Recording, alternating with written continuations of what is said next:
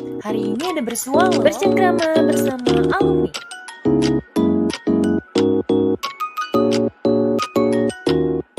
Assalamualaikum warahmatullahi wabarakatuh.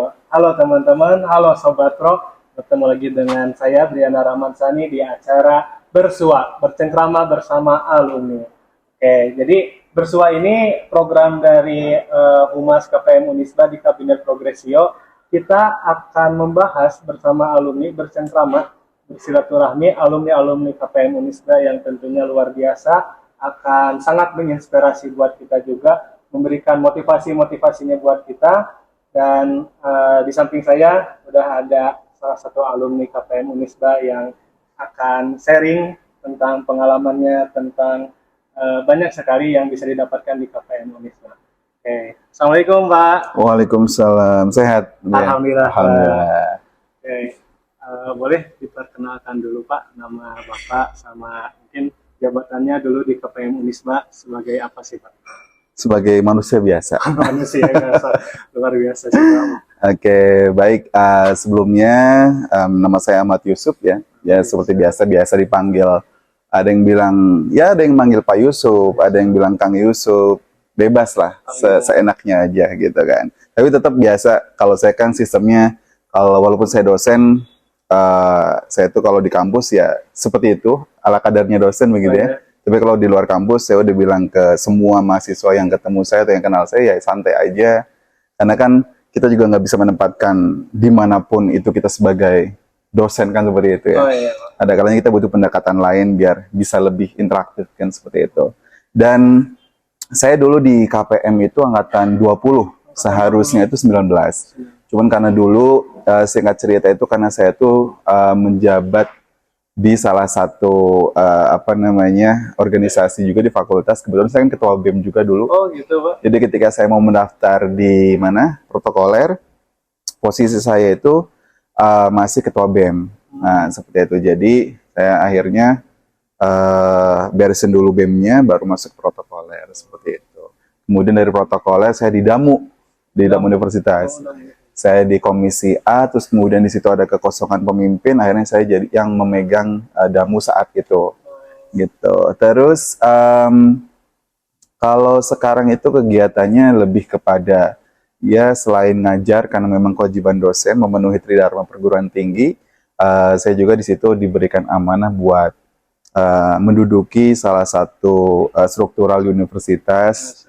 Tepatnya yang ngurusin kerjasama luar negeri, baik itu di universitas, baik itu di industri dan lain sebagainya seperti itu. Tapi memang khusus di luar negeri, makanya kalau misalkan saya sering kali bilang ke mahasiswa saya itu, ya saya mohon maaf karena bukan sebagai dosen biasa di kampus kan seperti itu. Jadi ada kalanya saya nggak masuk kelas karena memang tugas ke luar negeri atau dan lain sebagainya. Jadi begitu. Memang di urusan luar negeri berarti Pak. Betul. Kalau sekarang namanya itu kantor urusan internasional. Kantor urusan Internasional. Dulu namanya kerjasama luar negeri, sekarang sudah jadi satu lembaga sendiri, satu badan sendiri, terus namanya KUI, kantor urusan internasional. Gitu. Jadi kalau kesibukan mah emang tadi ngajar Bapak. Betul. Kesibukan fungsional di universitas. Betul. Kalau di luar ya paling panggilan aja, panggilan MC dan lain sebagainya, maksudnya begitu. Emang MC benar-benar Bapak sih juga saya sering lihat di wisuda. Betul. Kalau jabatannya tadi apa Pak? Kalau di KPM dulu itu saya di Litbang. Oh Litbang. Betul, di Litbang saya.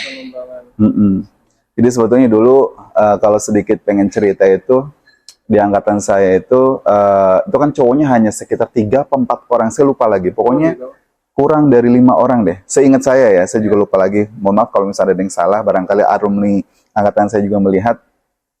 Dulu laki-laki di KPM di angkatan saya itu memang sangat sedikit sekali dan memang mayoritas itu perempuan. Gitu. Nah, terus kemudian kita pemilihan ketua KPM, kemudian yang terpilih teman saya dari kedokteran namanya Dwi Radi Salim. Jadi saya juga sebagai kandidat juga waktu itu, tapi yang terpilih adalah Dwi Radi Salim. Kemudian saya akhirnya di staf yang lainnya, jadi di Litbang saya seperti itu. Jadi tadi juga sempat dimention sama Bapak, kalau Bapak sebelumnya sibuk di BM Syariah berarti ya Pak? Betul, Fakultas- betul. di Kalau Fakultas memang Syariah. Terus di DAMU dan beberapa organisasi yang lainnya mungkin ya Pak. betul. Nah, tapi kalau boleh tahu kenapa Bapak kemudian memilih buat bergabung di KPM juga Pak? Alasannya sebenarnya simpel saja dulu. Dulu itu kalau saya lihat organisasi dulu dibandingkan dengan organisasi atau UKM zaman sekarang. Ya. Jadi kita melihat Unisba dulu dan Unisba sekarang ya.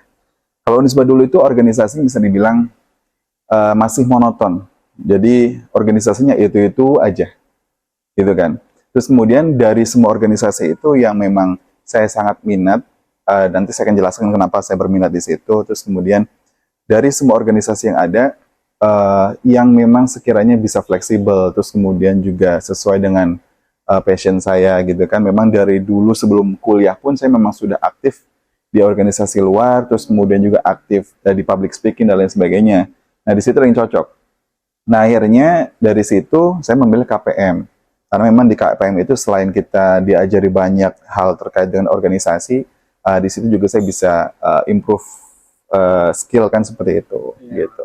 Nah itu dari sisi pandangan kepribadian saya kenapa memilih KPM kan seperti itu. Tapi penilaian orang banyak terkait dengan KPM itu sebetulnya itu adalah lembaga yang bisa dibilang memiliki wibawa yang lebih dibandingkan UKM atau LKM yang lainnya ya seperti itu. Kalau dulu memang yang namanya KPM itu kenapa dibilang memiliki wibawa yang lebih, karena sebetulnya KPM itu kan selalu terlibat di dalam hal-hal yang sifatnya itu manajerial, terus kemudian juga seringkali dilibatkan kalau kegiatan universitas itu yang istilahnya bisa dipandang atau kompeten untuk berhadapan langsung dengan orang-orang yang memiliki pengaruh tinggi seperti itu ya. Ya jadi ya hal yang seperti itulah. Itu alasan saya dulu. Jadi kalau alasan pribadi ya terkait dengan apa ya mengembangkan skill, terus kemudian juga hal-hal lainnya yang ingin saya pelajari di protokoler, kemudian pandangan orang lain pun terkait dengan protokoler, ya kita sebetulnya tidak asing lagi dengan nama protokoler ya. Iya, Pak. Karena memang protokoler itu kan ada di setiap institusi yang sifatnya itu manajerial. Ya bisa di provinsi, bisa di wilayah kota dan lain sebagainya, ada yang namanya protokoler, ya kan gitu. Iya, betul. Jangankan kita di kampus, di kepresidenan pun kan ada protokoler kan seperti itu, gitu, Bi. Protokol presiden ada. Mm-mm. Memang sebetulnya protokoler ini menjadi organisasi yang eksis berarti ya pada Betul, zaman betul. Bapak masih menjadi mahasiswa juga. Betul, sudah dari dulu sekali. Walaupun dulu itu masih protokol itu masih bisa dibilang lembaga yang masih ibaratnya masih digunakan untuk internal saja. Oh, iya. Kalau awal-awalnya dulu ya. Jadi kalau dulu itu seingat sejarah, jadi seingat saya terkait dengan sejarah protokoler, dulu protokoler itu ada eksis karena dibutuhkan untuk membantu kepanitiaan sebetulnya dulu pada zamannya ya zaman-zaman Pak Fuad dulu ke belakang seperti Ya, itu. Jadi timnya itu masih serabutan. Diambil dari sini, diambil dari sini, diambil dari sini, dan itu pakaiannya pun masih hitam putih kan seperti itu ya. Jadi karena masih sifatnya adalah membantu kepengurusan terkait dengan apapun hal itu kegiatannya kan seperti itu. Nah sering berjalannya waktu, dimulai dari yang serabutan itu akhirnya dibentuklah organisasi yang lebih matang, akhirnya menjadi KPM sampai sekarang ini. Dan akhirnya KPM dulu dengan sekarang ya sudah jelas beda sekali. Sekarang lebih lebih efisien, lebih banyak programnya, dan juga lebih banyak benefit yang bisa diberikan kepada orang-orang yang pengen bergabung dengan KPM. Itu sedikit mungkin sejarahnya ya dulu. Betul sekali. Waktu menjadi mahasiswa, kondisi KPM seperti apa. Tapi Pak, ada nggak sih Pak, apa yang menjadi kesan pertama Bapak ketika masuk KPM gitu? Bapak merasa ini ada sesuatu yang emang cocok gitu di Bapak, mungkin masuk KPM ini pilihan yang tepat gitu. Oke, sebetulnya satu kata sih yang ada tertanam di benak saya ketika melihat protokoler zaman dulu ya, itu profesional sebetulnya. Kenapa saya bilang profesional? Karena kita masih sebagai statusnya mahasiswa, di mana kita itu memang kewajiban kita kepada orang tua menjadi seorang mahasiswa adalah memenuhi tanggung jawab untuk belajar kan seperti itu. Nah, tetapi di dalam level kita sebagai mahasiswa itu yang statusnya untuk belajar, di situ kita diberikan pengajaran terkait dengan keprofesionalitasan di dalam protokoler, kan seperti itu. Ya. Jadi kita bisa dari profesional itu bisa melatih kita disiplin, bisa melatih kita keilmuan-keilmuan lain yang terkait dengan skill yang dimiliki oleh setiap kandidat yang akan masuk atau yang tertarik dengan protokoler, kan seperti Ya. itu. Kan di protokol itu sebetulnya banyak banget ya. Kayak ya contohnya saya sendiri, saya dulu memang sudah punya skill di public speaking. Akhirnya karena di protokoler itu salah satunya adalah untuk pengembangan public speaking juga, terus kemudian disiplin lainnya, akhirnya saya bergabung di situ. Kan seperti itu. Kemudian ada juga yang bagaimana kita bisa how to manage thing gitu, kan seperti itu ya. Jadi kita bisa memanage apapun halnya terkait dengan kehidupan kita, dimulai dari misalkan kita mengurusi kegiatan, terus kita diberikan tanggung jawab apa, sehingga ada konteks disiplin, tanggung jawab, dan juga hal-hal lain yang harus kita penuhi, kan seperti itu. Ya. Itu di protokoler sih. Kalau menurut Bapak, bagaimana peran protokoler dalam meningkatkan skill yang tadi sudah Bapak miliki gitu? Apakah protokoler memang bisa sangat berpengaruh untuk meningkatkan skill yang Bapak tadi, mungkin hard skillnya, soft skillnya, dan lain sebagainya itu? Ya, kalau ini pandangan pribadi ya berarti ya. Pandangan pribadi saya terkait pengaruh dulu apa yang saya dapatkan dari protokoler hingga saat ini tuh seperti apa sebetulnya. Kalau dulu itu kan menjadi seorang mahasiswa kita masih mencari ibaratnya belum terlalu fokus untuk mencari jati diri, kan seperti itu ya. Masih pengen ke sana kemari sampai akhirnya saya itu gabung di banyak organisasi, kan seperti itu. Nah, tapi khusus di protokoler itu ternyata dengan saya bergabung di protokoler di organisasi-organisasi lain ya yang saya gabung begitu, itu memberikan dampak positif juga. Ya contohnya misalkan misalkan saya di organisasi di luar misalkan gitu. Kemudian bagaimana caranya kita bisa untuk membuka sebuah acara, terus kemudian gimana caranya kita bisa memimpin sebuah kegiatan dan lain sebagainya, karena tidak ada orang yang bisa, dalam artian tidak berani. Nah, karena saya dari protokolnya, saya harus berani dong. Akhirnya saya coba implementasikan di situ. Jadi sedikit demi sedikit itu banyak sekali hal yang saya rasakan ketika saya bergabung di protokoler. Nah, sampai akhirnya detik ini saya juga apa yang pernah saya terima, entah itu dari sisi bagaimana disiplin, bagaimana profesional, bagaimana mengurus sebuah kegiatan dan sebagainya, itu semuanya pun saya dapatkan setidaknya walaupun tidak 100%, tapi saya dapatkan bisa lebih 50% dari protokoler, kan seperti itu. Karena sejatinya kan kalau protokoler di universitas itu kan cakupannya belum terlalu masif ya, belum terlalu luas, ibaratnya seperti itu. Berbeda dengan contohnya gini, kita adalah tim atau kita orang protokoler di universitas, tapi kan ada keilmuan-keilmuan lain yang mungkin tidak ada di situ yang dimiliki oleh keprotokoleran negara. Misalkan kalau di negara memiliki birokrasi yang seperti ini, ternyata berbeda. Jadi seperti itu, kita tapi tinggal adaptasi saja di situ, kan gitu.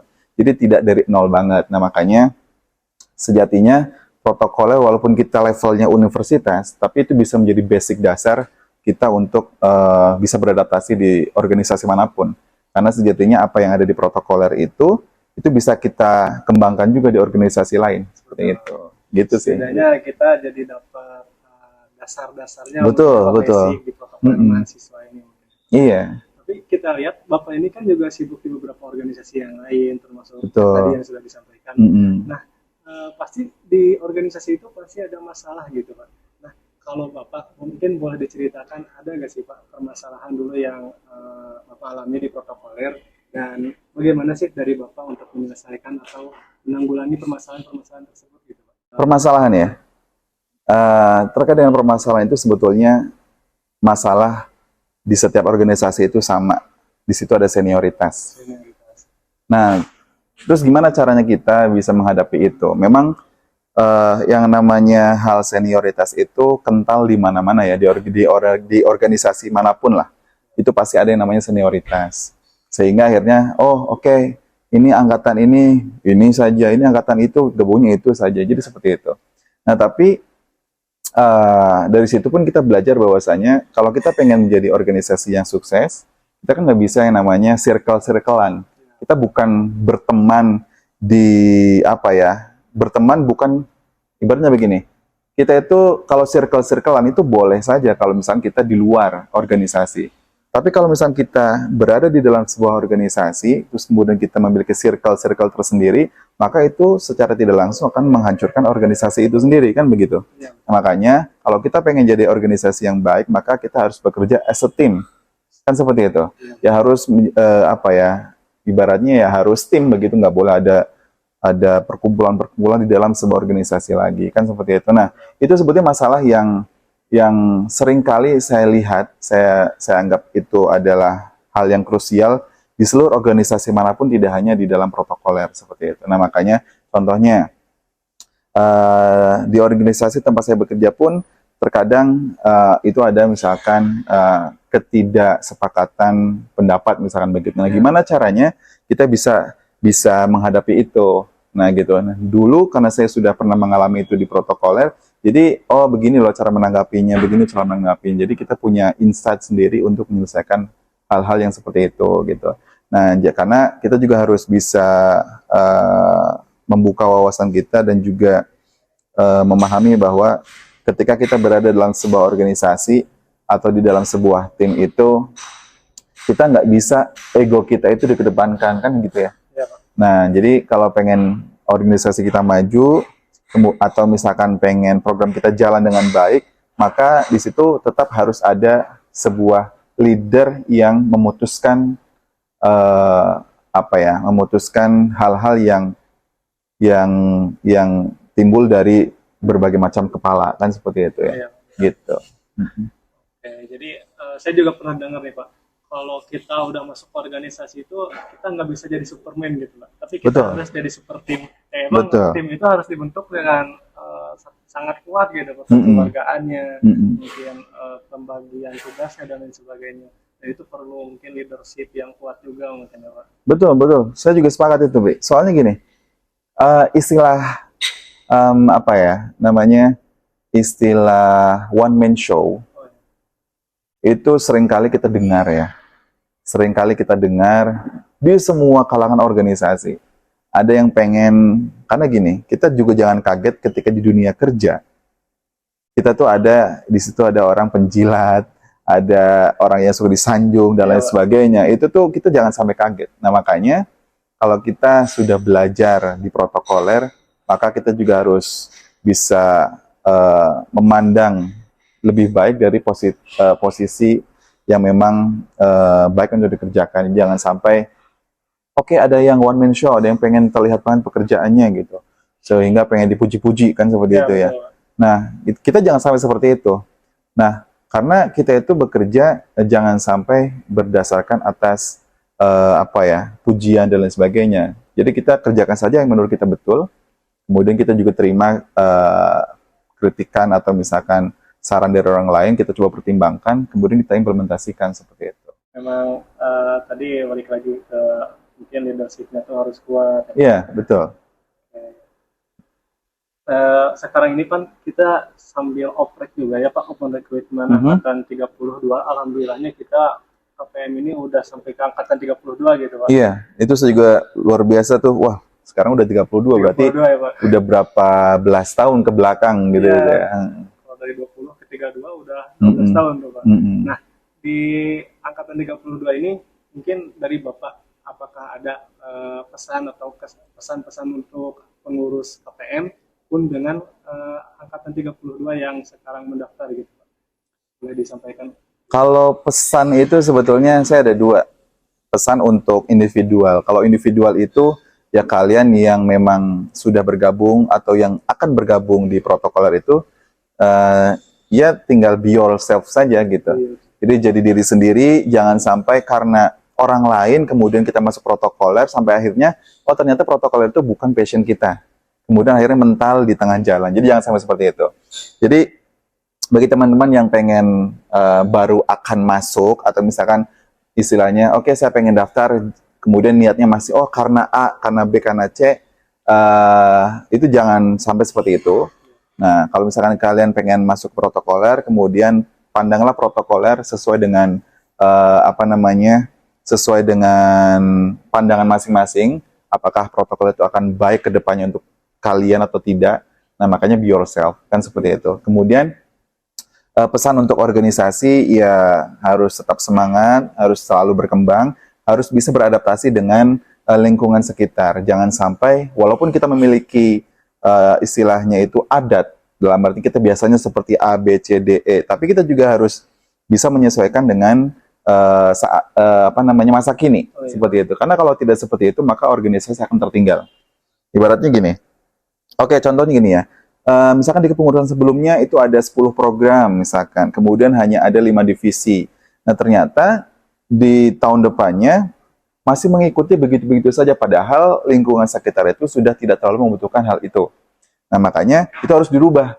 Jadi, makanya saya juga pernah bilang, di setiap kepengurusan itu jangan sampai hanya ikut-ikutan saja, tapi harus bisa memiliki visi dan misi yang jelas. Jadi, programnya, kepengurusannya itu diadaptasi oleh passion satu tim, kemudian visi satu tim, dan juga disesuaikan dengan lingkungan sekitar. Jadi biar nantinya protokol itu bisa berkembang, begitu. Semoga pesan-pesan itu bisa menjadi motivasi juga buat kita. Amin, bisa kita insyaallah. terapkan dan tentunya membangun organisasi ini menjadi lebih baik lagi gitu. Iya, betul. Mungkin untuk bersua Vol 1 ini kita cukupkan, Pak. Kita Boleh. akan bertemu lagi di bersua Vol 2, Vol 3 dan seterusnya. Oke, terima kasih banyak Pak. Siap, sami-sami. Semoga bermanfaat ya, Bre. Iya, amin Pak. Semoga bisa bermanfaat untuk kita semua. Terima kasih banyak telah bisa Sama-sama. sharing, membagikan semangatnya untuk kita semua gitu Pak. Baik, kita tutup bersua kali ini dengan mengucapkan alhamdulillah. Alhamdulillah. Sampai bertemu di bersua selanjutnya. Saya Briana Rahman Sani, terima kasih. Wassalamualaikum warahmatullahi wabarakatuh. Waalaikumsalam warahmatullahi wabarakatuh.